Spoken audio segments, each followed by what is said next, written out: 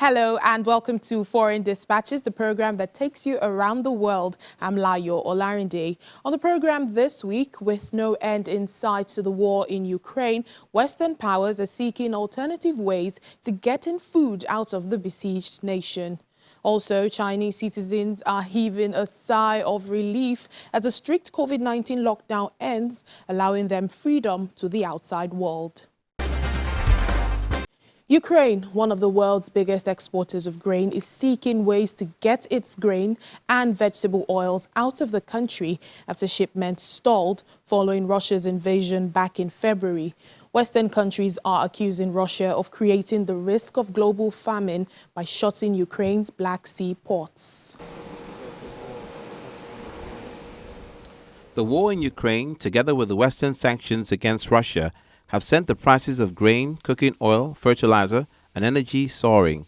That in turn is threatening a global food crisis as many countries count on Russia and Ukraine for more than half of their wheat imports, including some of the poorest. Russia and Ukraine together account for nearly a third of the global wheat supply, and their importance has been underscored by an Indian export ban and adverse crop weather in North America and Western Europe. Ukraine is also a major exporter of corn, barley, sunflower oil, and rapeseed oil, while Russia and Belarus, which has backed Moscow in the war and is also under sanctions, account for over 40% of global exports of the crop nutrient potash. The conflict prompted the United Nations to pitch a plan to reopen shipping routes from Odessa and other Ukrainian ports.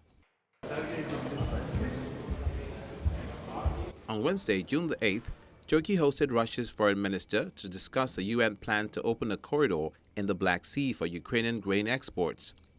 Russian Foreign Minister Sergei Lavrov says the onus was on Ukraine to solve the problem by resuming grain shipments by demining its ports. Speaking alongside his Turkish counterpart, Lavrov says he appreciated Turkey's efforts to look for ways to resolve the situation.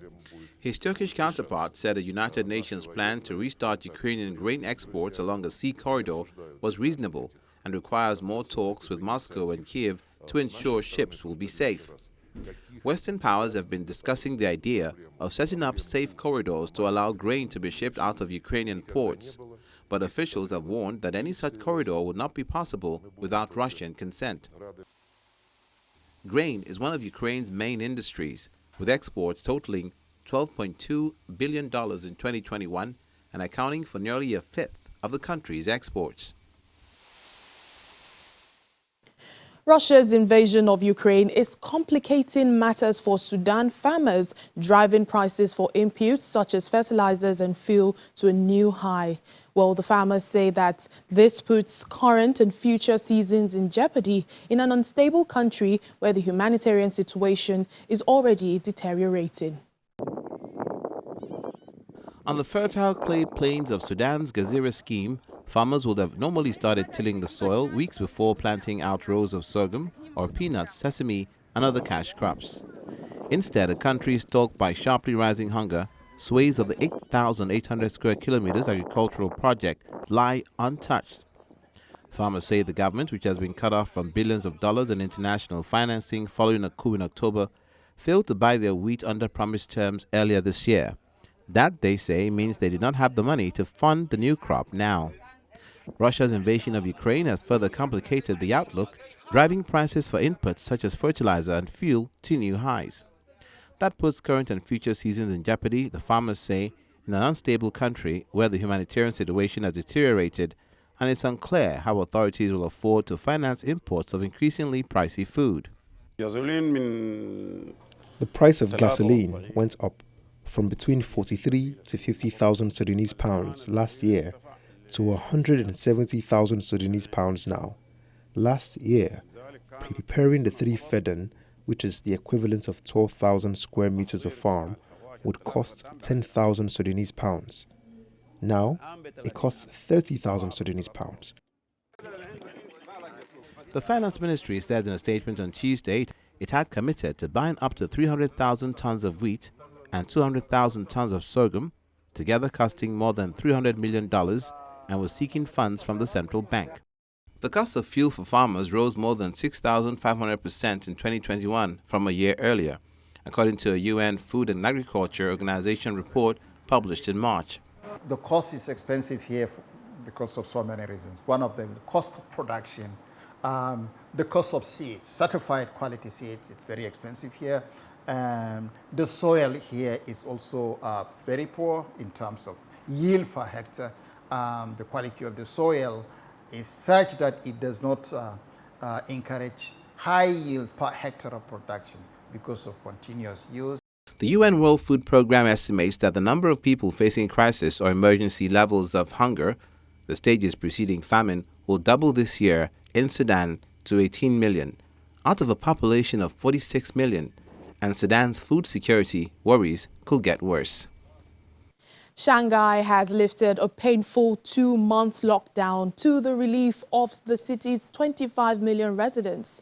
Life has returned to something more like normality as the passes issued by residential buildings for people to go out for a few hours is scrapped, public transport has resumed, and residents can now go back to work.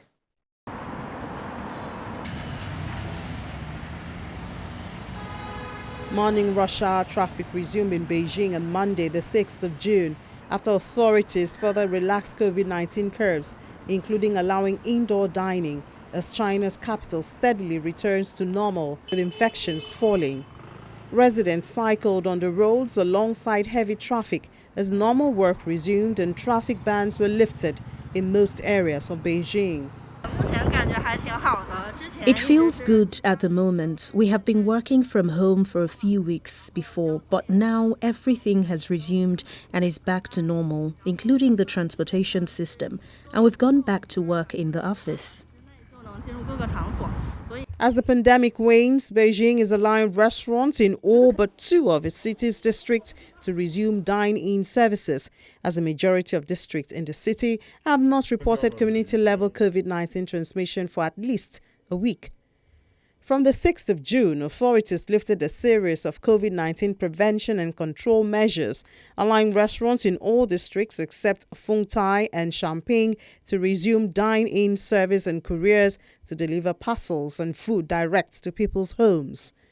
Sitting in a restaurant for the first time in 36 days has been warmly welcomed by Beijing's food-loving residents. I don't like cooking, but I learned to cook in these 36 days under closed-off management, which is a new skill I picked up. I was very excited to dine in. I can now finally enjoy hot pot and barbecue again. I think for me, the happiness of dining face-to-face with friends and colleagues has been missing for some time, and now I feel that is quite necessary. People in the city also feel relieved as the epidemic wanes and are ready to embrace normal life with renewed vigor.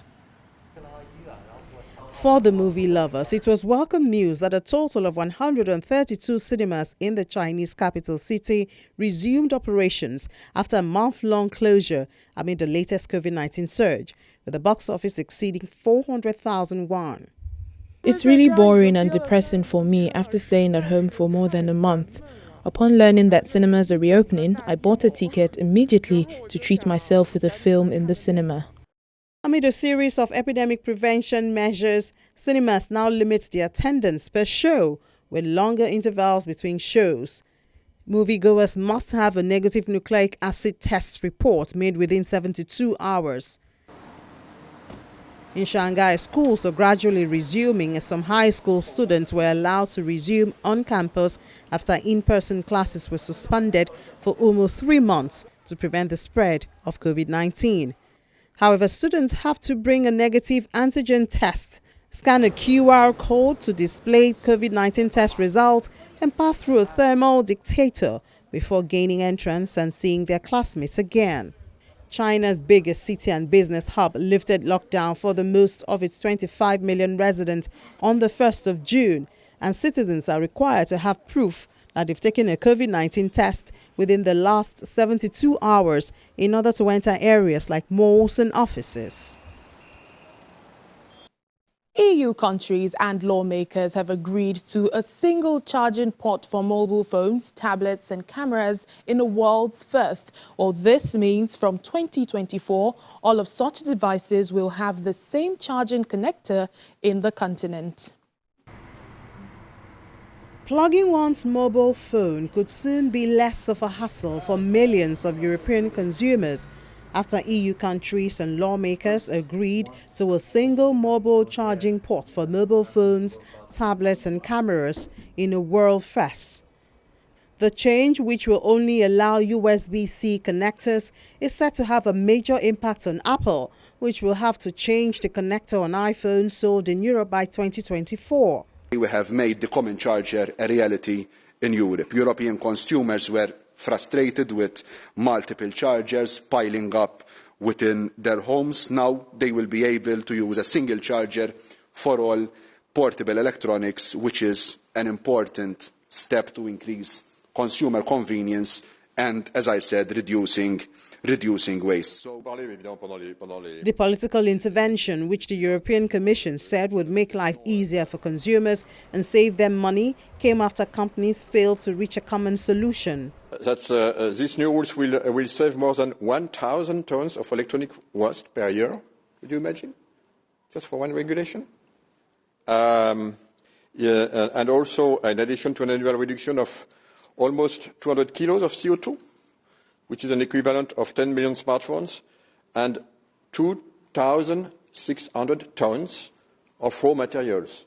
And we know these days how critical are raw materials more than ever.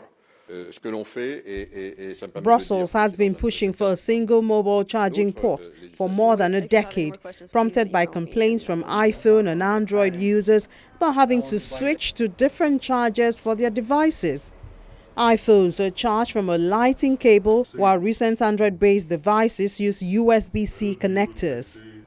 Laptops also have to comply with the legislation within 40 months of its entering into force. Norway opens its new $650 million National Museum to the public, unveiling a vast permanent exhibition of art through the ages that puts it on a par with some of the world's greatest museums. Norway opens its new $650,000 National Museum to the public, unveiling a vast permanent exhibition of art through the ages that puts it on a par with some of the world's greatest museums. Designed by German architect Klaus Schuerk, the large boxy building complex on the Oslo waterfront took 8 years to complete and brings together the collections of 5 Norwegian art and design museums on the one roof. It's monumental and beautiful, but it's also discreet and intimate at the same time. And it has such a high quality in every detail, which is quite significant. It's quite, it's something to think about. We think of the size of the building, how much thought effort that's put into each specific detail.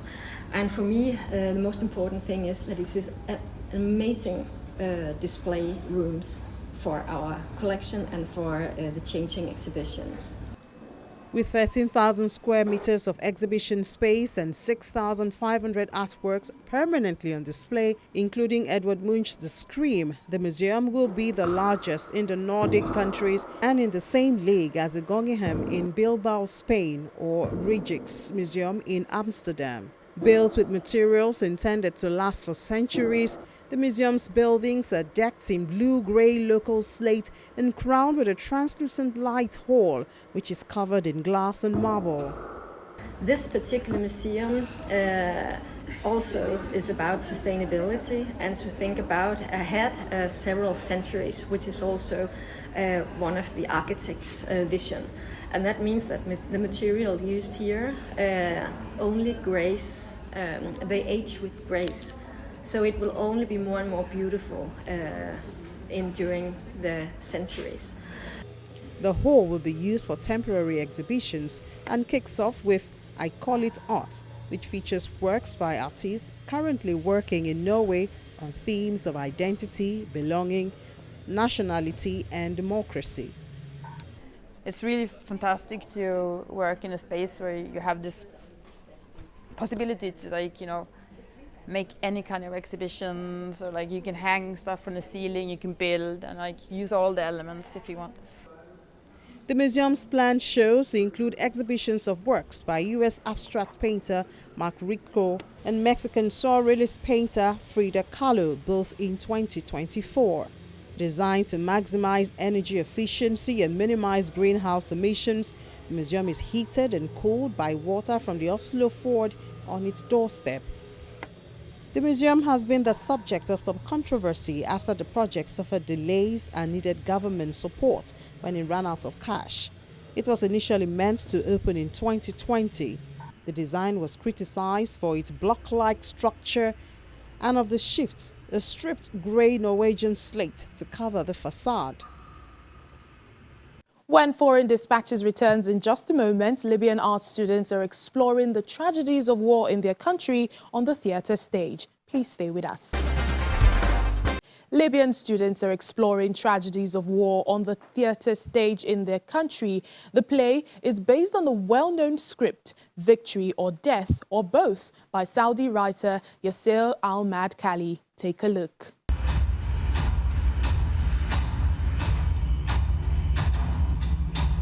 Wearing military fatigue and makeup to appear paler, a group of Libyan students performed the roles of dead soldiers, figures from a play exploring the tragedies and deceptions of war in Libya's coastal city of Misrata.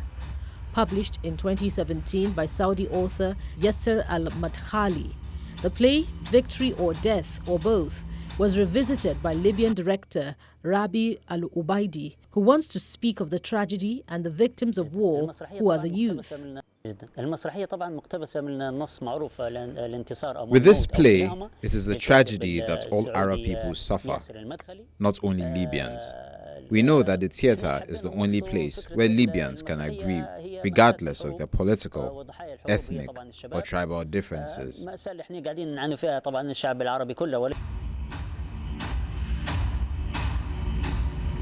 The play, which was performed twice at the Faculty of Arts of Misrata University, tells the story of a group of young individuals deceived into fighting alongside a general.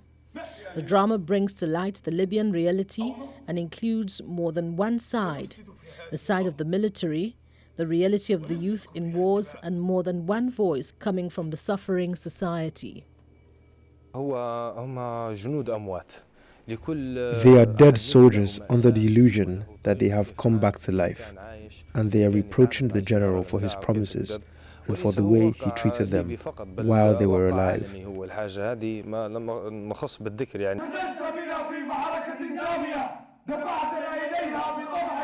The drama brings to light the Libyan reality and includes more than one side: the side of the military, the reality of the youth in wars, and more than one voice coming from the suffering society.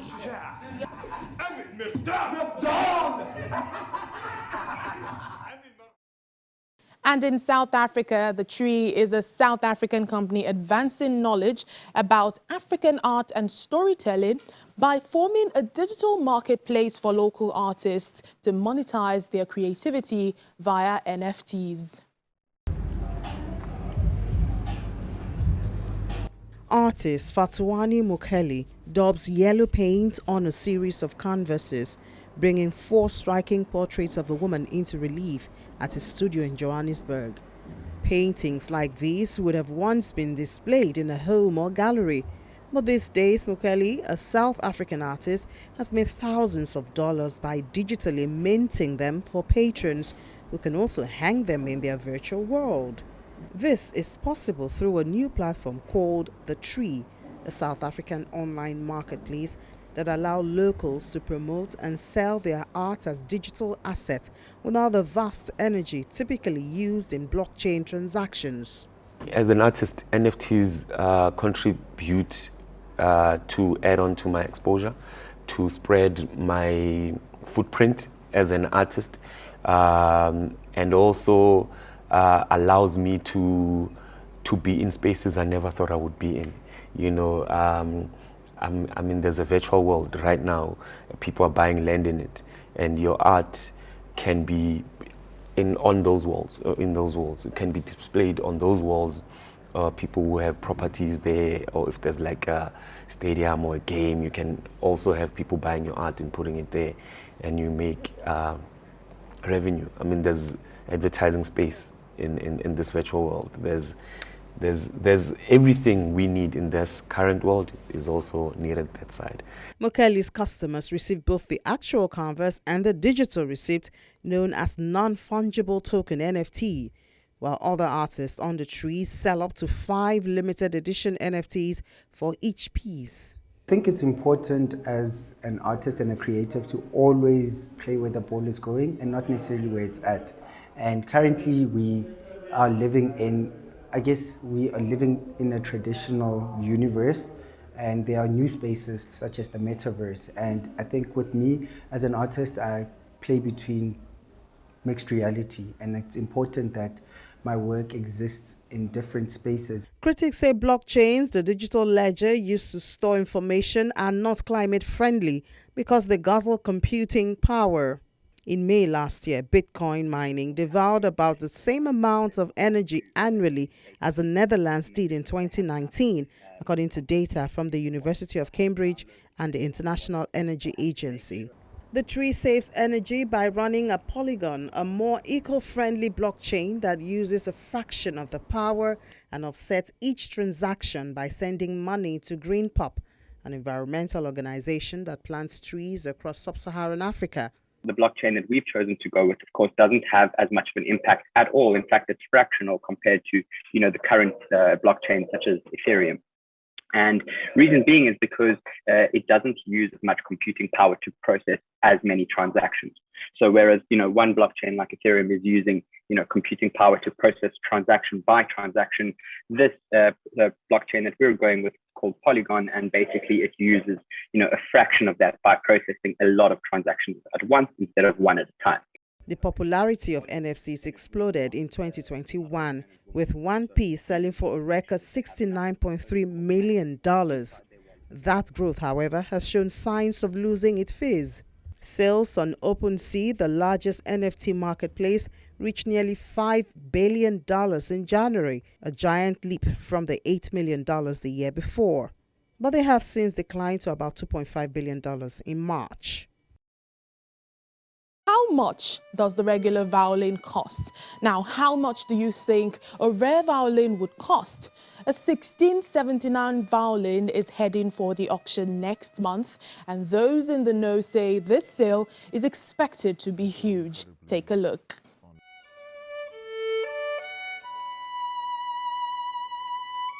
The violin in question is a rare 1679 violin made by a renowned Italian craftsman, Antonio Stradivari, and is headed for auction. It could fetch up to $11 million.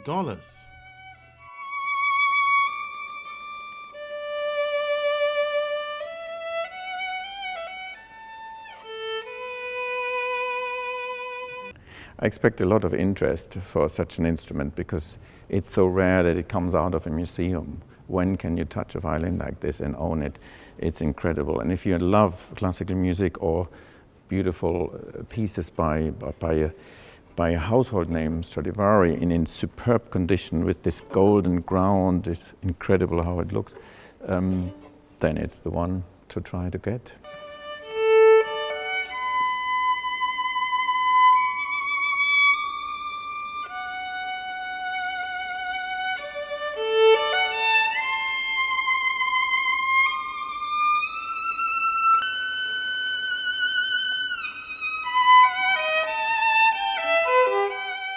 Stradivari kept the instrument for 55 years, selling it in 1734 for £40 to Samuel Hillier of Wonburn, England.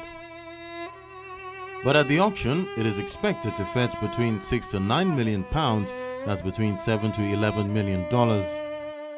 Stradivari's violins these days cost between $8 and $20 million, and this one is quite nicely and attractively estimated at £6 to £9 million.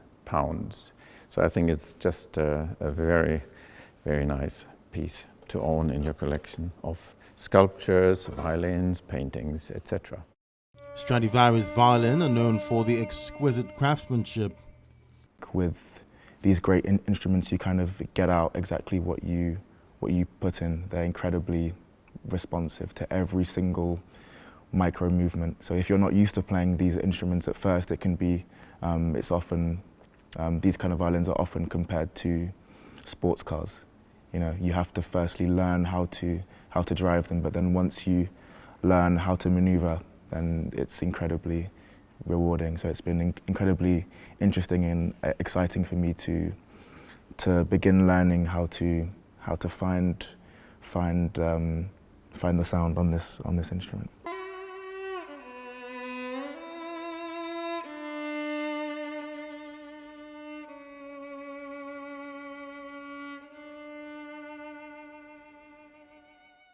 Some say the very best Stradivari have attributed the unique superiorities of the instrument's tree growth during the 1600s, during a time of global low temperatures, during the Little Ice Age associated with unusually low solar activity of the modern minimum, during which cooler temperatures throughout Europe are believed to have caused stunted and slowed tree growth, resulting in unusually dense wood.